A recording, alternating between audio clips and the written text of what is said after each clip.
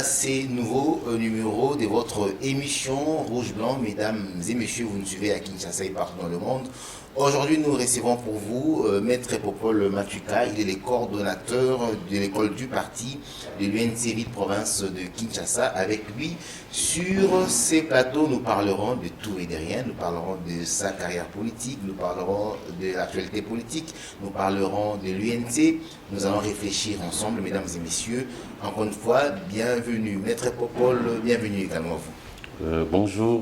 Bonjour à toute l'équipe. C'est un plaisir en train de vous recevoir pour une deuxième fois sur ces plateaux. Et avant d'entrer dans le vif du sujet, j'aimerais un peu à savoir le parcours politique de Maître Popol. Vous avez été à l'UNC, c'est depuis quand? Je suis à l'INC avant même sa création. À l'époque, on ne parlait pas de l'INC. Mais c'était plus le président national, Vital Kamerhe, qui était en vogue. Et à l'époque, il était, comme aujourd'hui bien sûr, très en vogue. Et il venait fraîchement de quitter le PPRD. Et la manière dont... C'était en 2009. Et la manière dont il a quitté le PPRD à l'époque avait indigné la population congolaise. Et je faisais partie de ces gens-là qui n'étaient pas d'accord avec la ligne de son parti de l'époque. Parce qu'il a exprimé une revendication légitime. Il y avait invasion de l'armée rwandaise sur notre territoire, précisément à l'est du pays. Normalement, une telle démarche ne devrait pas se limiter seulement au niveau du gouvernement. Exactement. C'est une matière qui touche à l'intégrité territoriale, à la souveraineté nationale. Il fallait absolument que les parlements, l'Assemblée nationale en l'occurrence, en soient informés.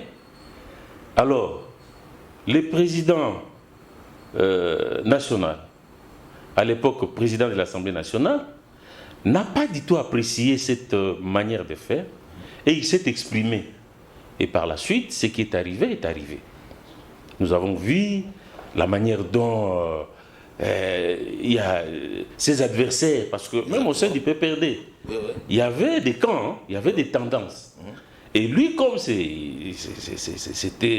quelqu'un qui brillait partout où il brille toujours, alors les caciques du PPRD ont commencé à monter des choses. Ils sont allés voir le président Honoré Kabila pour dire, voyez, on vous a toujours dit, Kamerhe, ce n'est pas quelqu'un de loyal, voilà l'occasion, voilà ce qu'il a dit, il est contre nous. Et finalement, cette manipulation a réussi, et finalement, le président Kabila à l'époque a donné son quitus, et le président Vital a été justement forcé à démissionner. Oui, il a démissionné en 2009, voilà. Et il a fait un discours fleuve, c'est vraiment un discours vraiment historique. Alors, cette manière de quitter le PPRD a touché les sensibilités. La population congolaise, l'élite politique a trouvé ça injuste. Et moi, je faisais partie de ces lots-là. Ok, vous en faisiez partie. Je faisais partie de ces lots-là. Et le monde étant ce qu'il est, à travers l'Internet, on suivait tout. Et j'ai commencé à... Et à l'époque, le président national était très actif sur Internet. Il répondait à tout le monde personnellement. Et moi, je lui ai écrit. Il m'a répondu. Il dit non, j'envisage de créer un parti, ce serait une très bonne chose si vous y adhérez. Et j'ai mordu à la maison. Et j'ai fait des recherches. Les recherches m'ont conduit vers l'honorable Mayo Mambeke. Et là, l'INC n'était pas encore créé. Et à travers l'honorable Mayo Mambeke, j'ai commencé à militer. Parce que lui postulait également, était candidat. L'INC n'était pas encore créé, Mais il commençait déjà à faire des descentes au niveau du Moamba, et je faisais partie de son équipe avec d'autres camarades, ainsi de suite. Et c'est dans ce processus-là que l'INC a été créé et est venu par la suite, a été agréé. Quand l'INC a été agréé par la suite, finalement, j'ai eu un rôle. C'était lesquels? Et j'étais le sous-sectionnaire du quartier Massalo. Votre première fonction? Ça, c'est ma première fonction. J'étais sous-sectionnaire au quartier Massalo. Et on a cheminé. Après la section, je suis arrivé au niveau de la fédération. Au niveau de la fédération, j'étais chargé de l'idéologie. Et le fédéral, au début, c'était Madame Marie-France Maillot. Et puis après, c'était, pour certaines raisons, je crois, elle est allée poursuivre ses études en Europe. Et par la suite, c'est M. Krichy, les camarades Krichy, Thomas Krichy, qui est devenu fédéral. Et moi, j'étais membre du comité fédéral, mais chargé de l'idéologie politique. Et après la fédération, quand le secrétaire général, Billy Kambal, a été, je pense, promis comme président national des jeunes au niveau national, alors le président national a nommé plutôt le camarade Bertin Mobonzi comme président de la jeunesse interfédérale. C'est à ce moment-là que le camarade Joël Mung, l'actuel président des jeunes, s'est concerté avec le secrétaire général Mayo qui était secrétaire général, et il lui a dit, mais CG, vous êtes du Moamba. Vous êtes du Moamba, nous aimerions que vous nous proposiez un candidat du Moamba pour qu'il soit un des vice-présidents en charge de la jeunesse pour la ville de Kinshasa. C'est à ce niveau-là, c'est à ce moment-là que l'honorable Mao a porté son choix, a porté son dévolu sur ma personne. Je me suis retrouvé vice-président en charge de la jeunesse pour le compte du district de Moamba. Et puis, j'ai travaillé, je crois, pendant 3 ans. Et 3 ans après, c'était en 2018, il a plu au président national de faire de moi le coordonnateur provincial de l'école du parti, fonction que j'occupe jusqu'à ce jour au niveau du parti. Vous avez dit tantôt que Vital Kamerhe, même au sein du PPRD à l'époque, il avait quand même des adversaires qui disaient qu'il n'était pas loyal envers l'ancien chef de l'État. Mais aujourd'hui encore, on entend dire ça encore de lui. Pourquoi c'est lui qu'on cite toujours négativement? Moi, je pense que c'est un problème de complexe. Si nous étions dans des situations normales, on pouvait même couronner le président national, lui attribuer un prix Nobel de la paix. Nous avons vu ses efforts à Lusaka, à Sun City. Ces interventions étaient vraiment capitalisantes. Quand il intervenait, c'était pour apporter du nouveau. Donc, lorsqu'il est quelque part, il brillait toujours. Alors, son intelligence dérange. Inquiète certaines personnes. En lingala, on dit mais il n'y en a pas maintenant. Oui. Est-ce que c'est pas quand on lui prête des intentions, est-ce que c'est sur un vide? Ou il y a des éléments qui peuvent également penser qu'il n'est pas très correct? C'est l'égoïsme politique. C'est l'égoïsme politique. Parce que le monde politique, par essence, c'est un monde égoïste. C'est un monde des ingrats. C'est une arène qui nécessite une certaine dextérité et une certaine prudence pour éviter les traquenards. Et en ce qui concerne le président national, tous les pièges qu'on lui tend, il s'en sort. Il s'en sort toujours. Alors, son intelligence, la manière de faire, son savoir-faire, tout ça dérange. Alors on se dit, mais si ce monsieur reste, il va déranger nos intérêts, nos calculs politiques. Nous devons toujours mettre des crocs en jambe. Donc il est victime de certains calculs politiques. Il est victime effectivement de certains calculs politiques. Alors ces calculs politiques font en sorte que tous les péchés d'Israël tombent sur lui. Alors qu'en ce qui concerne la loyauté, c'est un homme sérieux, comme l'a dit le chef de l'État, honnête, et puis c'est un chrétien. Le président Vital Kamerhe, lorsqu'il vous donne sa parole, il ne se dédie pas. Il le respecte. Il le respecte. Lorsqu'il a un engagement, il va jusqu'au bout de son engagement. Ok. Alors, ceux qui disent que Vital Kamerhe n'est pas loyal, franchement, ils nous étonnent un peu.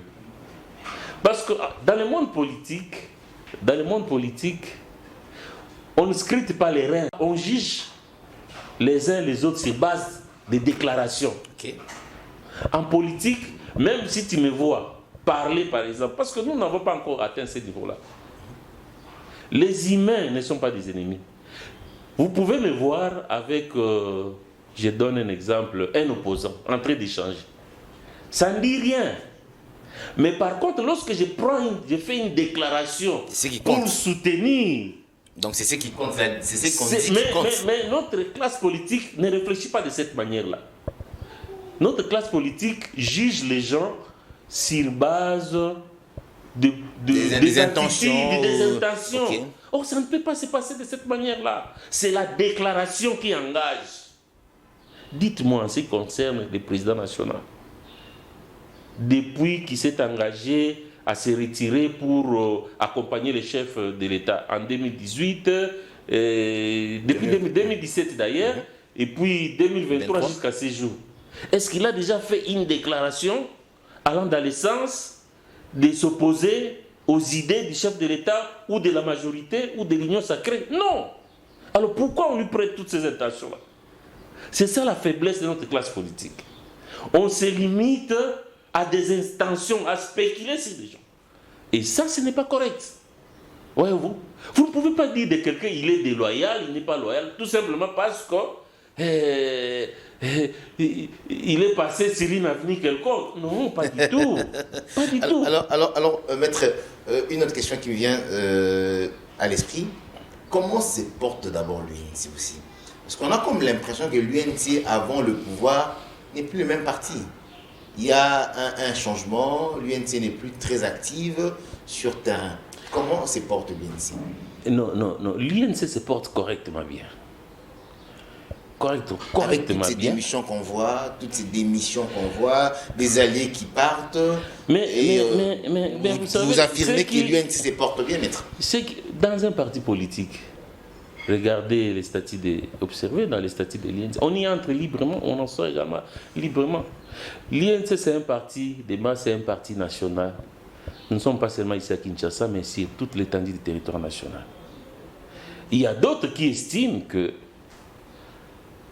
continuer à combattre, à militer, c'est pernicieux pour eux. Alors, lorsqu'ils ont de telles convictions, ça les regarde, ils peuvent partir. Parce que nous avons un projet de société, nous avons une vision. Cette vision est portée par notre leader, le président national Vital Kamerhe. Nous sommes en train de cheminer avec lui jusqu'à la concrétisation de cet idéal-là. Mais pour l'instant, excusez-moi, mais pour l'instant, nous sommes dans une coalition. Lorsque vous faites l'historicité de ce pouvoir, je parle de 2018, les caches n'avaient pas la majorité. Lorsqu'il y a eu des fenestrations du FCC cache, qu'est-ce qui s'est passé? On s'est retrouvé dans une situation où le partage du pouvoir s'est révélé rationnel. Parce que nous, INC, on avait aussi des ministres, je pense 5, 6, quelque chose comme ça, c'était rationnel. Mais en 2023, tout a changé. Tout a changé. Pourquoi? Parce que dans la coalition, on n'était plus seul. Il y a d'autres composantes qui sont venues. Justement, c'est ça le problème. On dit que l'UNC reçoit le miette, Parce que l'UNC aussi est devenue tellement silencieuse, pas des actions sur terrain, il n'y a pas la redynamisation du parti. La plupart de ceux qui partent disent la même chose. Bon. Vous entendez dire que l'UNC se porte bien, oui, vous êtes quand même cadre du parti. Certainement, vous connaissez un peu mieux des choses que moi, ou ceux qui nous suivent. Qu'est-ce qui a changé entre l'UNC avant le pouvoir et l'UNC dans le pouvoir? Bon, avant le pouvoir, c'était la lutte. Hein. Okay. Et une fois au pouvoir, on ne s'est pas retrouvé seul au pouvoir. Okay. Nous sommes une coalition. Et cette coalition-là fait en sorte que nos ambitions, pendant que nous étions à l'opposition, sont en quelque sorte un peu limitées. Okay. Alors, nous devons justement nous plonger dans cette dynamique-là, évoluer dans la dynamique du groupe. Okay. Mais tout en étant dans la dynamique du groupe, c'est aussi important que nos partenaires, que les partenaires sachent quand même faire les distinguos. Parce que sur le plan politique, nous sommes la deuxième force. Quand je prends les regroupements AA-INC, nous sommes la deuxième force politique au niveau de l'Assemblée nationale. Et en tant que deuxième force politique au niveau de l'Assemblée nationale, nous avons droit au chapitre. Moi, je partage pleinement ce que l'honorable Maman Nous allons venir. Merci c'est parmi beaucoup. le sujet que nous allons aborder. On retient que l'UNC se porte bien. On retient que tout se passe bien. Vous êtes un parti. Mais nous avons droit aussi au chapitre. Okay. Exactement. Mais cette injustice, apparemment, ce n'est pas seulement Vital Kamerhe qui subit. Même l'UNC, vous venez de le dire ici, même dans certains positionnements politiques, on voit l'UNC souvent être marginalisé. Est-ce que l'UNC entretient de très bonnes relations avec tous ses partenaires de l'Union sacrée? J'ai un cas pratique à vous exposer là. En 2023, au début de la campagne électorale présidentielle, l'équipe électorale, par égoïsme, était essentiellement composée par les cadres de l'IDPS. Vous vous rappelez, je pense, exactement, de cette voilà. C'est fraîche. Alors pourquoi ils ont procédé de la sorte? C'était par égoïsme. C'était par égoïsme. Or, en politique, lorsque vous êtes en coalition, tout doit marcher en équipe. Parce que si aujourd'hui nous perdons ce pouvoir, évidemment, ça serait un peu compliqué pour nous tous. Alors, par la suite, qu'est-ce qui s'est passé? Cette équipe-là est allée mobiliser au Congo central. Le président de la République, à l'époque candidat, est allé aussi au Congo central. Mais vous avez vu la suite. La suite, c'était quoi? C'était une mobilisation limitée. Donc, finalement, à la fin justement de cette campagne-là, l'équipe est revenue ici, les cadres de l'Union sacrée se sont rendus compte que si nous continuons avec l'exclusivité de l'IDPS, ça serait un échec. On risque de perdre le pouvoir. Finalement, il y a une nouvelle coordination, une nouvelle stratégie qui a été mise en place où le président national s'est retrouvé comme coordonnateur pour l'Est de la République. Donc ça, c'est un exemple qui doit nous enseigner que l'ivresse des pouvoirs peut nous conduire à la perte de ce pouvoir. C'est impossible de gagner. Mais lorsqu'on est ensemble, on crée une synergie, ça marche. Regardez l'exemple que je vous ai donné. Je prends en 1960 par exemple. Lumumba était majoritaire au Parlement. En principe, c'est lui qui devait se retrouver comme président de la République. Mais les Belges, les colonisateurs à l'époque, après avoir étudié le Congo pendant plus ou moins 80 ans, s'est rendu compte que non, le Congo c'est un conglomérat des ethnies et tribus. Qu'est-ce qu'il faut faire? Il faut créer des équilibres. On dit à Lumumba, monsieur, en tout cas, pour l'équilibre national, restez au Parlement. à l'Assemblée, à l'époque, c'était le Parlement. Il y avait pas, c'était pas bicaméral. Restez au Parlement, comme ça, Kassavou va représenter l'Ouest et vous allez représenter l'Est. Et le pays a été dirigé avec toutes les ethnies, toutes les tribus de la République démocratique du Congo.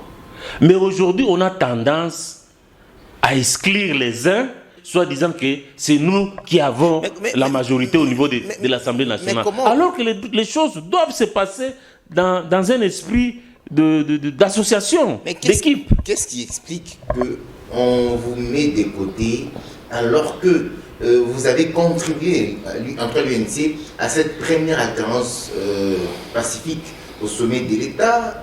C'est Vital Kamerhe avec l'actuel chef de l'État, Félix Tshisekedi Tshilombo, qui ont créé Cash pour accéder au pouvoir. C'est l'UNC qui est la deuxième force politique actuellement. Mais comment on peut exclure l'UNC? Est-ce que c'est explicable maintenant? Mais vous savez, nous autres partisans de l'INC, en fait, membres de l'INC et partisans du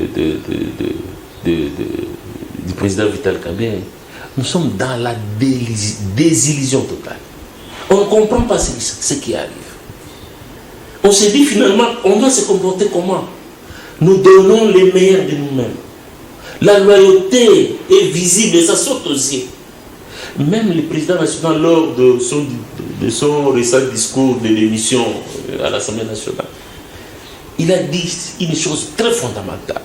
Et moi, je pense que ses adversaires doivent lire ces discours-là. Ceux qui disent que Vital Kamerhe n'est pas loyal doivent lire ces discours pour comprendre la ligne même de l'INC et la ligne politique de Vital Kamerhe. Il a dit quoi?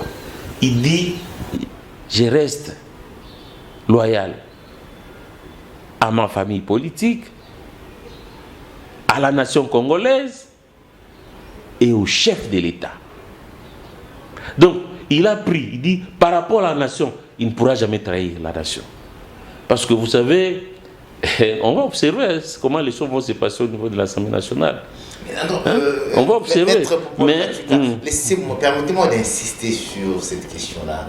Vous avez peut-être répondu, mais apparemment, vous êtes parti un peu à l'écart de ma question. Je pose ma question, peut-être différemment. Vous êtes la deuxième force politique. Vous avez accompagné le chef de l'État. Depuis 2017, vous l'avez dit ici, 2023. Le Vital Kamerhe, votre président national, répète et ne cesse de le répéter qu'il reste loyal, vous l'avez encore dit ici, envers la nation congolaise, envers le chef de l'État. Mais qu'est-ce qui se passe? Doit-on aujourd'hui dire clairement que c'est lui-même le chef de l'État qui bloque, qui bloque ou qui marginalise son principal allié? Doit-on conclure ainsi? Non, pas du tout. Le président Tshisekedi, depuis que nous sommes avec lui, depuis que l'INC l'accompagne, nous observons qu'il est attaché à son allié Vital Kamerhe. Il est attaché à son partenaire Vital Kamerhe, mais sauf que parfois, ceux qui n'ont pas assisté à leur deal, en fait, les gens de l'entourage, je pourrais même dire, ou de la famille politique du président Tshisekedi, ce sont eux qui, des fois, distillent certaines choses qui montrent comme quoi, entre eux, il y a quelque chose qui se passe, ou il y a quelque chose de mauvais. Et pourtant, entre eux, lorsqu'il y a des malentendus, ils se voient, ils se parlent et ils optent une ligne à suivre par la suite. Mais le vrai problème, c'est vraiment l'entourage du chef de l'État qui, à mon avis, franchement, ne facilite pas les choses par rapport à notre coalition. Voyez-vous, parce que beaucoup de gens, je vous ai donné l'exemple du Congo central, on voulait exclure les autres, mais le bilan a été quoi? C'était négatif. Il fallait que tout le monde puisse se mettre ensemble et travailler, cheminer. Et le résultat est là. C'est la réussite. Le chef de l'État est élu au suffrage universel. Il a l'assentiment, la confiance de toute la nation congolaise. Ça, c'est correct. Tous les Congolais soutiennent le chef de l'État. Mais pour gérer le Congo, le chef de l'État a besoin de tout le monde. Mais malheureusement, il y a des gens au niveau de sa famille politique, au niveau de son entourage, qui distillent des informations comme quoi c'est nous qui sommes au pouvoir, c'est vous le président de la République, vous pouvez faire tout, seul, vous pouvez évoluer sans problème. Alors que ce n'est pas comme ça. Je vous ai démontré même la configuration politique de 1960. Ouais. Donc le Congo, c'est un conglomérat des ethnies et des tribus qui doivent se mettre ensemble et gouverner ensemble. Quel est l'état d'esprit de Vital Kamerhe? Il a démissionné du perchoir de l'Assemblée nationale. Je rappelle que c'est la deuxième fois qu'il démissionne. Quel est son état d'esprit? Pacificateur jusqu'au bout. Vital, c'est un homme aguerri. Hein? Le président Vital, c'est un phénix. Des fois, quand on est avec lui, on ne comprend pas l'homme. Mais par la suite, lorsqu'il pose un acte, on voit les bénéfices. Donc par rapport à ce qui se passe actuellement, effectivement, comme tout humain, comme toute personne qui se retrouve dans cette circonstance, c'est la méditation. Hein. Okay. Donc, mais nous sommes dans l'union sacrée, nous avons des ministres, nous sommes là. On n'ira pas dans l'opposition, non. Ceux qui pensent que l'INC, le parti de Vital, ira dans l'opposition, ils se trompent. Mais nous sommes, depuis que l'INC a été créé, regardez les projets de société de l'INC. Le fondement, c'est le dialogue. Le fondement, c'est le dialogue. La question du dialogue n'a pas commencé aujourd'hui. Okay. C'est quelque chose que, depuis que l'INC, quand vous lisez les 20 piliers du projet de société de l'INC, quelque part, on vous dit les dialogues. Les dialogues. Donc, c'est sur base, justement, de ce projet de société que le président national s'est retrouvé en 2007, hein, deuxième au niveau des élections présidentielles. J'ai dit deuxième, pourquoi? Parce que le premier ne l'était pas. Parce que celui qui a occupé la première place, c'était le président. Nous sommes en 2011. 2011, merci de me corriger. En 2011, celui qui était président, celui qui était normalement, qui avait été, disons... Il était troisième. Troisième, ça c'est... Oui, je comprends. Mais en réalité, il était le deuxième. Et le peuple congolais a élu, a porté son dévolu en 2011 au président national Vital Kamerhe, sur base justement de ces projets de société qui prônaient déjà à l'époque les dialogues. Mais aujourd'hui, je ne sais pas pourquoi les gens s'acharnent autour de président Vital Kamerhe, lorsque partout il passe, dans toutes les tribunes du monde, dans tous les grands salons du monde, lorsqu'il véhicule les dialogues. Ça, c'est notre ligne. C'est notre standard. L'INC, c'est les dialogues. C'est les dialogues. Qu'on ne vous trompe pas, messieurs les journalistes. Donc, ceux qui disent aujourd'hui, non, il est dans une ligne opposée au chef de l'État. Vous avez suivi comment on distribuait des dons là au niveau de l'hôtel Béatrice. Vous savez tout ce qui s'est passé, comment les gens ont manipulé les députés qui aujourd'hui se rendent compte qu'ils ont été induits en erreur. Et puis, les désidérata des pétitionnaires ont été résolus, hein, avant même que le président Vital Kamerhe puisse démissionner. Hein? Donc aujourd'hui, je peux dire que cette pétition est vidée de son contenu. J'étais avec quelques députés qui m'ont dit personnellement, mais monsieur le Cordon, franchement, on ne sait pas on était dans quoi. On nous a poussé dans quoi. On réalise que même ce que on voulait nous donner, on n'a pas eu ça. On n'a pas eu ça. Vous voyez ce qui se passe au niveau de l'Assemblée nationale, les administratifs sont mécontents, tout ça. Le président national, avant de quitter l'Assemblée nationale, a bougé les choses financièrement. Hein? Les choses ont été revues à la hausse. Voyez-vous. Donc, ces députés-là m'ont dit non, en tout cas, maître, on ne sait pas. On était poussé dans quoi? Nous sommes en train même de prier pour que les chefs de l'État revoient un peu les choses, de manière à ce que Vital puisse revenir ici au niveau de l'Assemblée nationale. Mais connaissant l'homme, en tout cas, ce n'est pas facile. Lorsqu'il prend une direction, c'est pour évoluer vers autre chose. Je rappelle que vous êtes les coordonnateurs de l'école du parti UNC province de Kinshasa, je crois, c'est ça? Exactement. Alors, quid du remplaçant de Vital Kamerhe? Il est parti, mais jusque-là, il n'y a pas élection de son successeur. Nous avons suivi le premier vice-président de l'Assemblée nationale qui joue l'intérim actuellement du président de cette institution. Il a dit qu'ils attendaient les instructions ou l'instruction du chef de l'État. Alors que pour la pétition Vital Kamerhe, il n'y a pas eu instruction. C'est comme si l'homme veut quand même aussi tirer les choses en longueur. Vous partagez cet avis? Mais lorsque l'on a tendance à tirer les choses en longueur, on met le pays, on prend le pays en otage.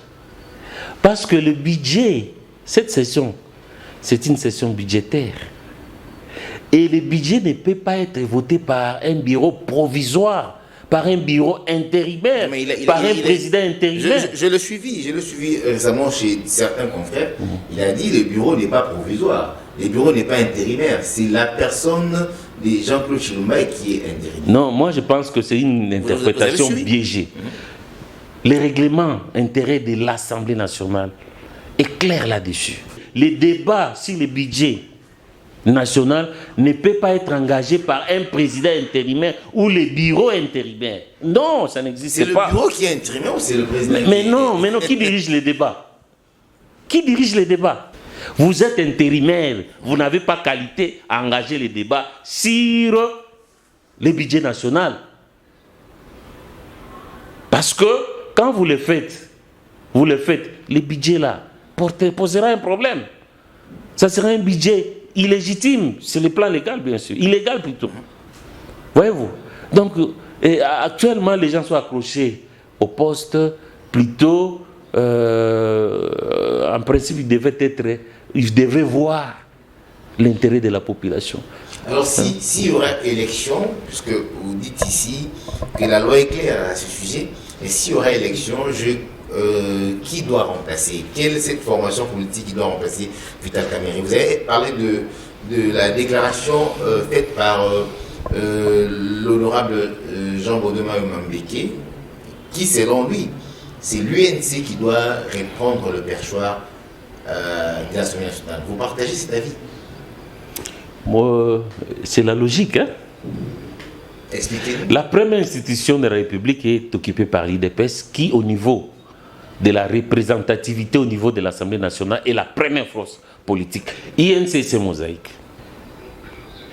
Après l'IDPS, c'est l'INC et c'est mosaïque. Donc, INC AA. Par quelle magie vous devez priver la deuxième force politique de l'Assemblée nationale, la présidence justement de cette institution-là? C'est une incohérence politique. Ça ne passera pas comme ça. Et puis vous devez savoir une chose. Pour maintenir le minimum d'équilibre institutionnel au niveau de l'Assemblée nationale, il faut que cette poste-là revienne à l'INC.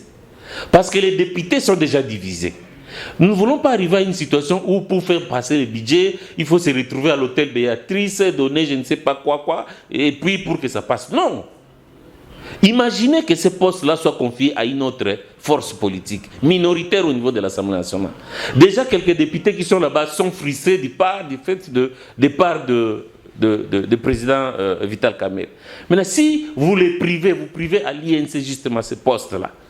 Vous voyez, vous divisez encore davantage l'Assemblée nationale. Donc, pour les minimums de cohésion, pour que le pouvoir soit bien dirigé, il est tout à fait normal, tout à fait légal que le bureau, la présidence justement de l'Assemblée nationale revienne au regroupement AAINC. Et puis, celui qui doit occuper ce poste-là.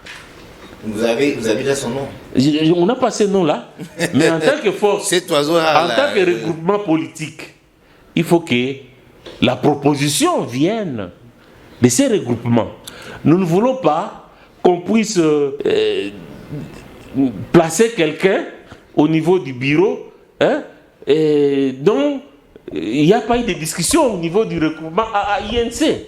Hein? Voyez-vous, ce n'est pas une faveur, ce n'est pas un cadeau. Nous avons des engagements avec nos partenaires. On a pris des engagements au niveau de l'Union sacrée. Okay. Pour justement conduire les chefs de l'État, appuyer les chefs de l'État dans sa vision, dans sa démarche justement de révolutionner le Congo. Alors ces engagements-là, au nom justement de la redevabilité, nécessitent que les regroupements AAINC fassent son choix. Okay. Et le choix qu'il va faire, il va l'amener justement au niveau de l'Union sacrée pour dire que non, voilà, au niveau du regroupement, nous portons notre dévolu à X, Y, Z personnes. Mais nous ne voulons pas le contraire, c'est-à-dire qu'on est surpris comme ça, on prend un monsieur, comme on prend un camarade ou on prend un membre de l'INC sans notre accord, sans justement des discussions à l'interne, et on le place là-bas. Là, ça ne sera pas correct, okay. Politiquement, même moralement, sur le plan éthique, ça ne sera pas juste. Est-ce que vous-même à l'UNC, vous en parlez déjà? Cette question est déjà mise sur la table. Est-ce que le cadre du parti, vous réfléchissez déjà pour les choses? Nous sommes en train de réfléchir là-dessus, et il y a même des candidatures. Hein, on peut avoir certains noms? Non, je ne donnerai pas les noms. C'est encore au niveau interne. Il y a même des candidatures qui sont déposées. Nous sommes en train d'étudier les profils des uns et des autres. Et au moment opportun, nous allons porter... Faites-nous quand même cette faveur de connaître... Non, il y aura des primaires au niveau de l'INC. Okay. On va organiser des primaires pour justement désigner la personne qui va... qui sera proposée à nos partenaires de manière à ce que la personne puisse occuper le poste de l'Assemblée nationale. Il faudra encore attendre que vos partenaires acceptent. Vous dites ici que ces postes reviennent de droit à l'UNC parce que c'est la deuxième force politique actuellement. Mais vous n'avez pas tenu cette même déclaration lorsque Vital Kamerhe était obligé de passer aux primaires. Quand il y a eu primaires avant qu'il soit désigné, il y avait d'autres candidats également, il avait accepté. Pourquoi ce que vous dites aujourd'hui, vous ne l'avez pas dit lorsqu'il était obligé de passer par le primaire? Actuellement, ce n'est plus le cas. Voyez-vous, donc les choses vont s'arranger au niveau des regroupements politiques, ainsi de suite. Et en l'occurrence, c'est les regroupements AAINC qui, des droits, doit occuper ce poste. Espérons que ce que vous dites sera aussi apprécié. Nous savons un peu comment se passent les choses en tout cas. Non, en tout cas, c'est ça la logique. Et je pense que nos partenaires sont en train de réfléchir sur cette option qui est tout à fait légitime et légale. Et je pense que nous allons cheminer de cette manière-là. Et ce que nous craignons, ce que nous ne voulons pas qu'on puisse placer, comment on dit, il y a un terme là, c'est-à-dire piquer, hein? Piquer un membre de l'INC, du regroupement AAINC, sans l'accord de ces regroupements. Nous voulons que les choses viennent au niveau de la base, c'est-à-dire les regroupements fait son choix et prend ces choix-là, il ramène ça au niveau de l'Union sacrée, au niveau de l'autorité de référence qui lève l'option. Nous voulons que les choses se passent de cette manière-là. Alors, nous sommes en train d'aller lentement et sûrement vers la fin de cette émission, mais une question que je ne peux pas ne pas poser. La paix des braves, c'est le message, l'appel lancé par le chef de l'État à son homologue Paul Kagame, président du Rwanda. Le chef de l'État a tendu la main à Paul Kagame pour faire la paix des braves. Faiblesse ou stratégie politique ou stratégie diplomatique? Moi, je pense que c'est une question d'abord délicate, mais qui a aussi une réponse. Nous tous, nous connaissons la position du président du Rwanda en ce qui concerne la crise congolaise. Qu'est-ce que Kagame n'a toujours pas dit? Que la crise de l'Est, la crise congolaise, c'est une affaire inter-congolaise. Donc, que les Congolais se retrouvent entre eux pour régler cette crise. Et les chefs de l'État, en faisant cette déclaration, savaient déjà la réponse. Parce que vous devez savoir que pour Kagame, il n'a rien à dire avec le Congo. Pourquoi? Parce que l'affaire est congolaise. Que les Congolais se parlent entre eux pour résolver leurs problèmes. Mais maintenant, le chef de l'État a pris une direction. Quelle est cette direction? Monsieur Kagame, venez, nous parlons. Parlons économie, parlons politique, parlons sécurité. Et qui est plus malin ici? Qui est sage? N'est-ce pas le président Tshisekedi? Donc ceux qui disent que c'est une faiblesse se trompent. Au contraire, c'est une haute politique qui a mis Kagame dans son propre piège. Cette déclaration-là est salutaire. Moi, je pense qu'on doit plus féliciter les chefs de l'État, plutôt de considérer cette prise de position comme une faiblesse. Une avant-dernière question. Pendant ces temps, la rébellion FCM 23 est en train de recruter des magistrats. C'est comme si le Nord et Sud Kivu devenait un pays à part. Comment jugez-vous cette démarche? Mais vous savez, tout ce que ces rebelles sont en train de faire n'a aucune légitimité ni base légale. Donc ce sont des rebelles, comme vous le dites, qui dérangent le bon fonctionnement des institutions de la République.